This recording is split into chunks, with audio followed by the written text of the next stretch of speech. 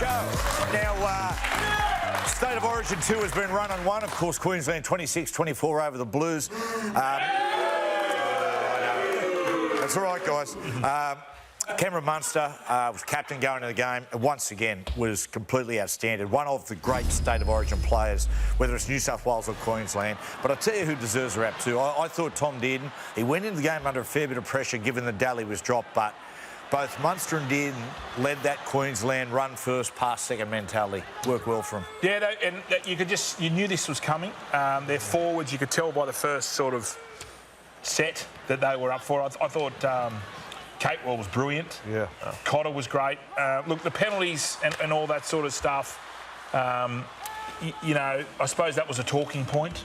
We were ill-disciplined, but I still don't, for the life of me, cannot understand how Queensland were perfect in the first 40 minutes, but I'm not getting involved with that.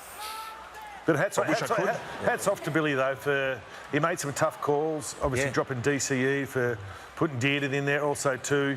Catewell there, bringing him into the side and pushing Nano to the bench, who I thought was probably their best forward. And I thought, well, what's he doing here? And then all of a sudden they come out and they got a record. He's taken a punt, a few series, and always. Jai, Kurt Capewell and Ruben were fantastic. Kurt Capewell, there's an old saying, take an old dog for a hard road. You know, in a big game like that, and he was as good as I've ever seen him play. He was tremendous, Capes.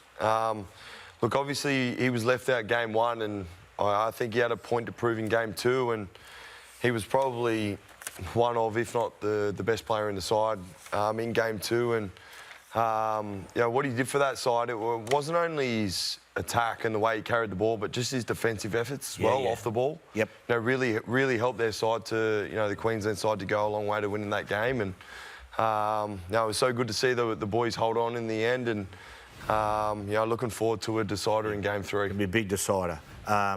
One of the big things going into the game was, like, if you've got Latrell and Stephen Crichton just getting those players early ball. For whatever reason, we're unable to do it regularly, but 3 or 4 times we did it. Each time New South Wales did it, come up with a try. Well, I mean, the weather didn't help.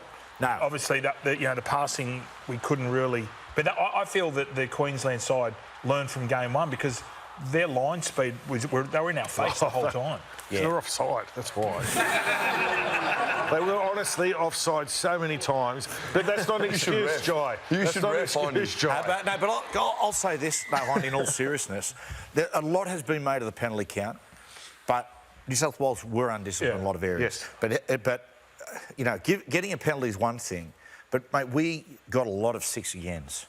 Like in attack, it was, we got a lot of 6 again. So at the end of the day, so did Queensland early on. They got a pile in them. But we scored more. We ended up scoring more tries. Yes. Unfortunately, couldn't kick a goal. I thought the weather actually played into Queensland's hands a lot. We're quite a mobile pack. The Blues are quite a mobile pack.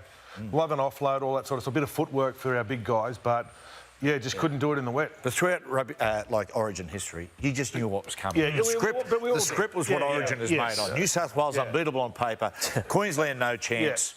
They did well to keep the Cleary injury under wraps, I thought.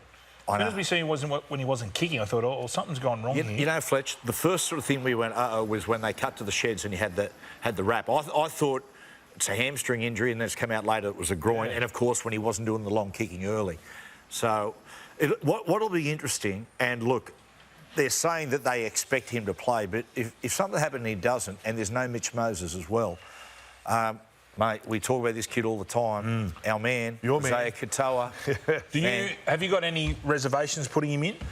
The bloke I'd have a yarn to was, if I was a selector, I'd have a yarn to Christian Wolf and just go, who knows him better than anyone, and say, mate, do you think this kid's ready to go? Because there's talk about Burton and Luai, but neither of them are pure sevens. Yeah. And so he's going to, if Nathan couldn't make it, which we all think he will. But he's going to have to be ready.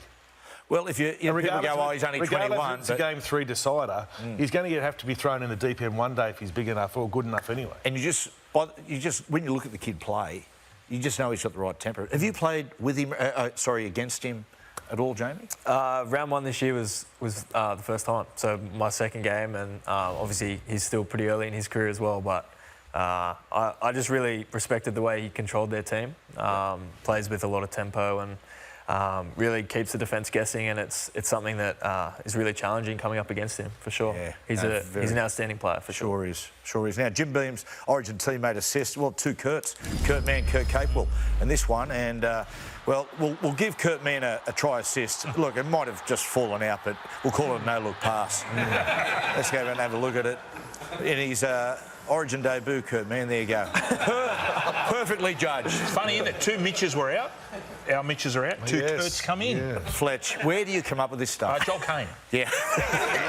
Random stats guy. Random stats guy, Shug. Yeah, he's going. How's he going, Shug? He's on one of those fad diets again? He's actually looking good. He's doing a like the city to surf equivalent, which is Subbo to surf, 11 Ks. So he's working on his calves at the moment. Yeah. So Fletch works. Joel Kane played for the West Tigers. Terrific bloke, Joel. I mean, he has his wicked ways, but who doesn't?